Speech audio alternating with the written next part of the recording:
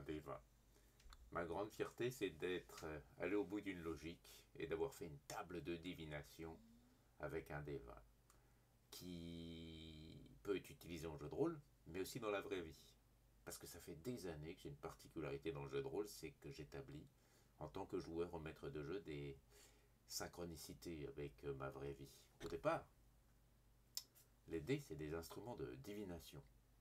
Alors j'ai fait une boucle dans le temps et je me suis amusé à faire ça. Et je vous fournis la table dans cette vidéo, avec plein d'options pour des jeux de rôle et un petit jeu de rôle auquel je participe, qui s'appelle Unrima, c'est sur Twitch. Et je mettrai le lien de la chaîne Twitch à laquelle je participe avec mon personnage qui s'appelle Poule et qui parle à une poule. Mais il y a un parallèle. C'est parce qu'il a un D20 à la place d'un œil et qu'il utilise ce D20 pour faire de la divination. Et je me suis dit, c'est con, je vais fabriquer une table. Et ça m'a pris quelques jours pour faire des correspondances entre tout et même la vraie vie. Et là, par exemple, je vais lancer un D20 pour savoir si ça vaut le coup de faire cette vidéo ou quel auspice elle est. Je ne triche pas.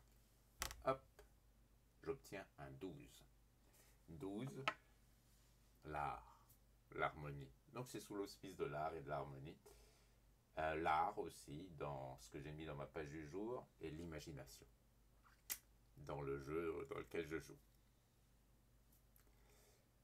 Tout est construct psychique. Dans toutes les formes de divination, aucune ne repose sur des bases réelles. Après, c'est des égrégores, ou c'est des trucs qui nous parlent, qui font synchronicité avec nous. Mais il n'y a aucune base meilleure que celle qui vous plaît, ou celle mieux, peut-être, que vous inventez. Voilà. Un bonus sur la table de divination. Et, et le sandwich, comme j'ai dit. Et pas plus que ça. De façon très, très harmonieuse, je vous laisse.